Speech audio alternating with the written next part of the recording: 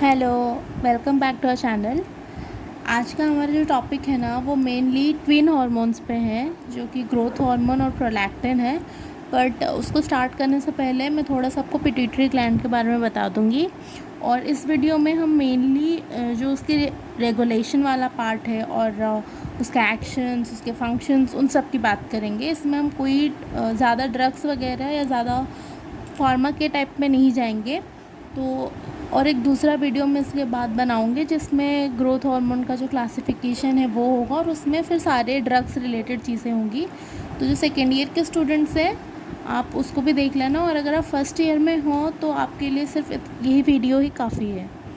तो चलिए शुरू करते हैं। सबसे पहले पिट्यूटरी ग्लैंड जो होता है ये एंटीरियर पिट्यूटरी और पोस्टीरियर पिट्यूटरी में डिवाइडेड है। बाकी आपको इसका एनाटॉमी तो पता ही होगा।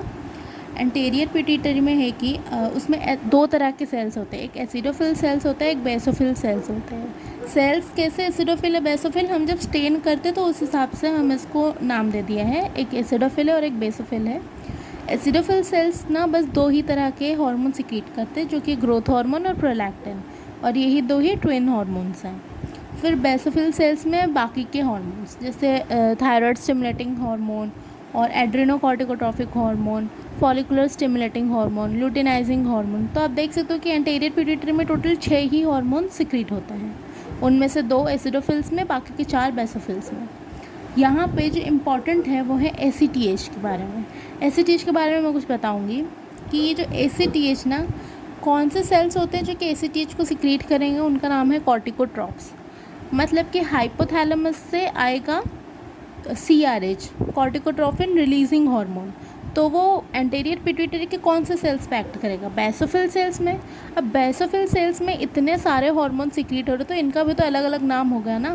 जैसे जो थायराइड को रिलीज़ करेगा वो हो जाएगा थायरोट्रॉफ, जो ACTH को बनाएगा वो हो जाएगा कॉर्टिकोट्रॉप्स। उस तरह से जो ग्रोथ हार्मोन्स को उसका होगा सोमैटोट्रॉप्स। इस तरह के उनके अलग अलग नाम हैं। तो जब कॉर्टिकोट्रॉप्स पे आते हैं ना, तो कॉर्टिकोट्रॉप्स ना एक मॉलिक्यूल बनाता है जो कि है POMC। इसका नाम है प्रो ओपियो मेलानोकॉर्टिन। ठीक है, प्रो ओपियो मेलानोकॉर्टिन। इसकी खास बात ये है कि ये 3 तरह के हॉर्मोन्स बना सकता है। ये सिर्फ ACTH नहीं, ये MSH, that is the melanocyte stimulating hormone, जो कि मेलानोसाइट में जो हमारा स्किन पिगमेंटेशन जिसकी वजह से होता है ये उसको रिलीज़ करता है, और साथ ही एंडोर्फिन्स भी बनाता है। तो आपने देखा हो कि अगर कोई भी ACTH का डिसऑर्डर होता है जिसमें ACTH कम सिक्रीट होता है, तो उसमें ज़्यादा से ज़्यादा पिगमेंटेशन होता है स्किन में। तो उससे आप रिलेट कर सकते हो, क्योंकि ये जो कंपाउंड है ना प्रोओपियो मेलानोकॉर्टिन, ये सेम है। तो अगर एक कम हो रहा है तो बाकी दूसरे जो हैं वो बढ़ जाएंगे। ठीक है, तो ये थोड़ा उस चीज़ से रिलेटेड है। अभी के लिए आप बस जान लो कि प्रोओपियो मेलानोकॉर्टिन जो है वो 3 चीज़ें सिक्रीट करता है। अब आते हैं पोस्टीरियर पिट्यूटरी में। पहली बात जो आपको पोस्टीरियर पिट्यूटरी के बारे में जानना है कि ये कोई हार्मोन खुद नहीं बनाता, does not produce any hormone. तो जो 2 हार्मोन्स है वैसोप्रेसिन और ऑक्सीटोसिन, वैसोप्रेसिन को ADH भी कहते हैं, एंटी डायरेटिक हार्मोन, ये सिर्फ उनका स्टोरेज करता है और उनका रिलीज़ करता है। ये जो 2 हार्मोन्स ये बनते हैं हाइपोथैलेमस में, वहाँ से आने के बाद ये स्टोर करता है और रिलीज़ करता है। और जहाँ पे ये स्टोर करता है उनका नाम है हेरिंग बॉडीज़। ये कभी कभी पूछ लेते हैं वाइवा वगैरह में, तो इसलिए मैंने मेंशन कर दिया कि स्टोरेज बॉडीज़ का नाम है हेरिंग बॉडीज़।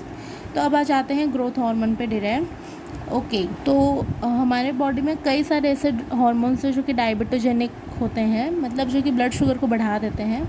उनमें से एक हार्मोन है ग्रोथ हार्मोन, बाकी के हार्मोन्स हम आगे पढ़ेंगे।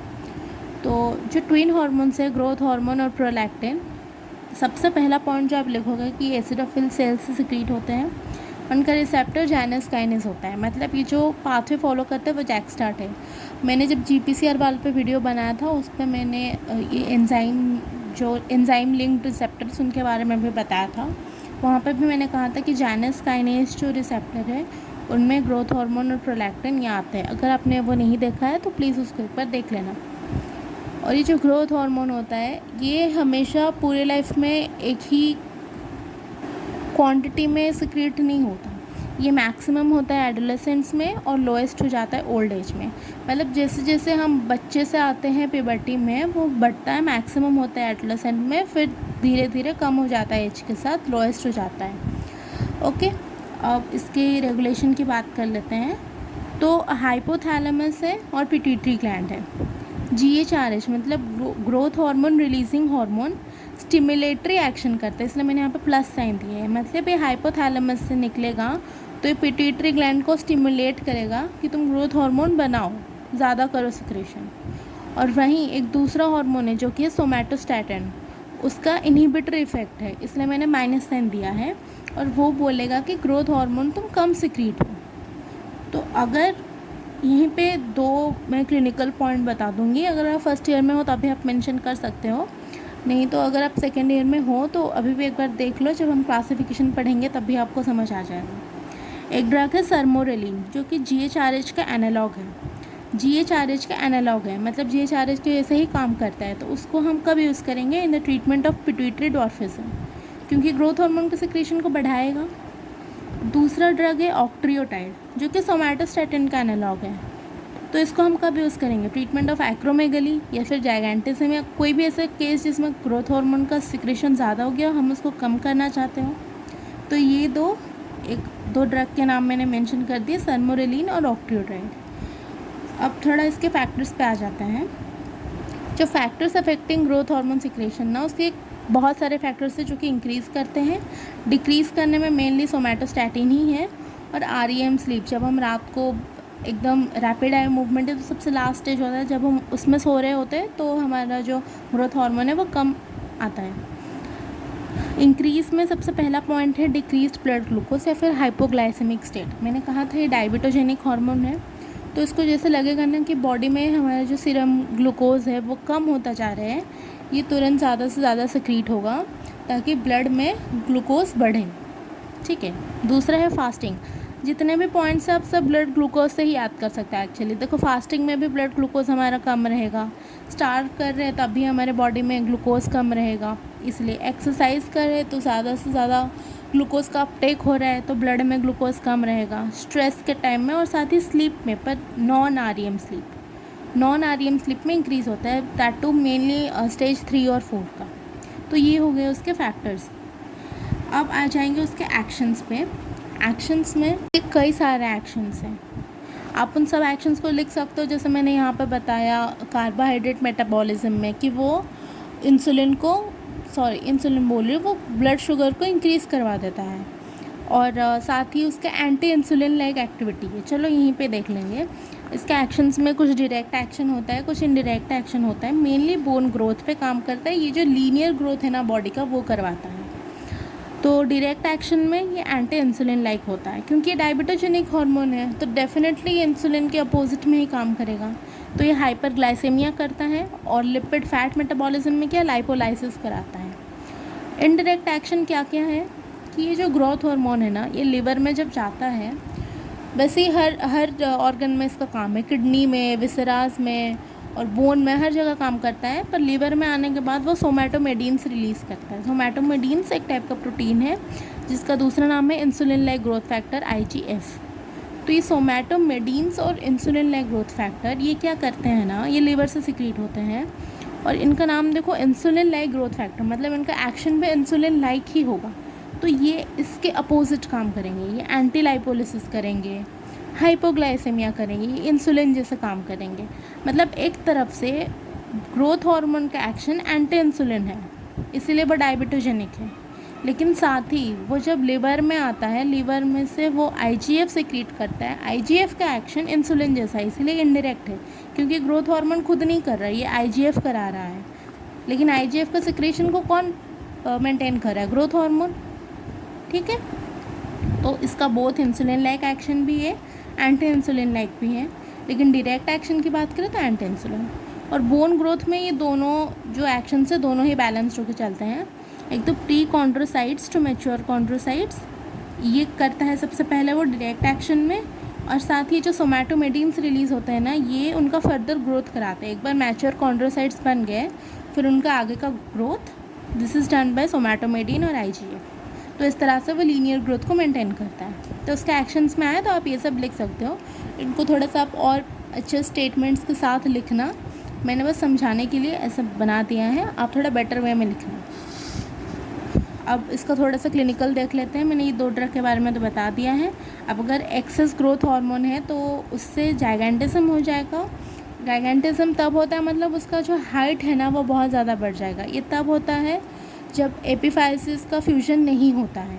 और एक्रोमेगली एडल्ट्स में, तो जाइगेंटिज्म बच्चों में होता है, एक्रोमेगली एडल्ट्स में होता है। इसमें मेनली हाथ पैर वो सब बड़े हो जाएंगे और जो फेस है वो बिगड़ जाएगा, जो फेशियल आर्किटेक्चर होता है। तो वो एक्रोमेगली ए फॉर एडल्ट्स में, जाइगेंटिज्म होगा बच्चों में। अगर डेफिशिएंसी ऑफ ग्रोथ हार्मोन है तो दैट विल लीड टू डॉर्फिज्म। डॉर्फिज्म में एक 2 तक कितने तरह के डॉर्फिज्म आप पढ़ोगे। एक तो ये पिट्यूटरी डॉर्फिज्म हो गया, एक आप पढ़ोगे थायराइड डॉर्फिज्म, एक आप पढ़ोगे लैरोन्स डॉर्फिज्म। लैरोन्स डॉर्फिज्म का मैं यहीं पे बता देती हूँ।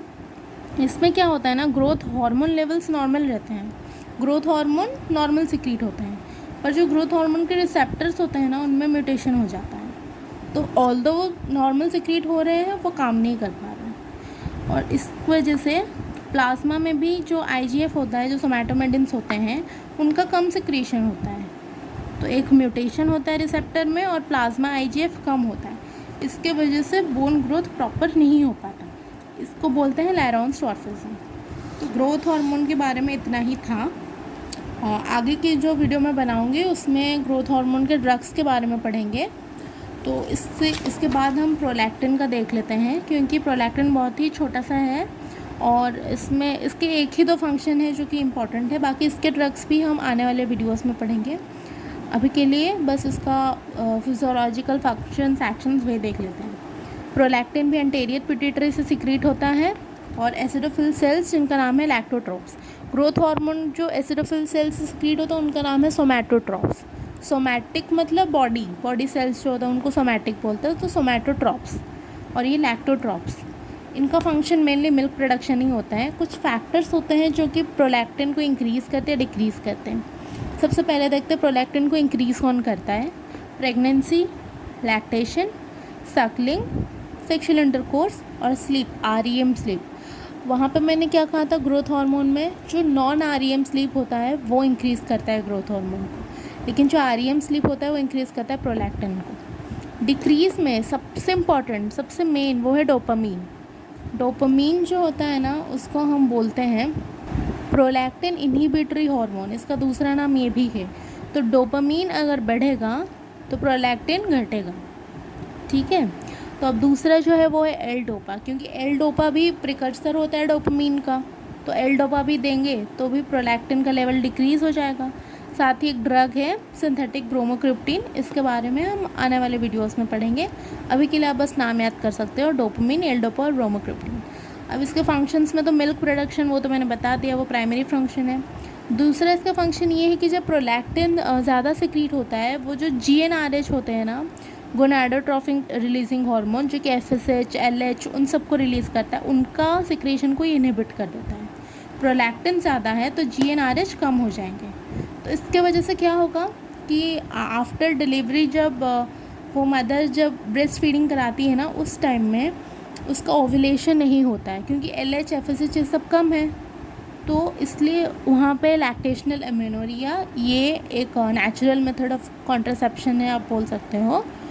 तो ये जो फंक्शन है ये भी उसका सेकंड फंक्शन है, लैक्टेशनल एमेनोरिया, जिसमें प्रोलैक्टिन के रिलीज़ के वजह से GnRH का जो रिलीज़ है वो कम हो जाता है, GnRH का सप्रेशन हो जाता है, ठीक है। तो प्रोलैक्टिन में इतना ही जानना था।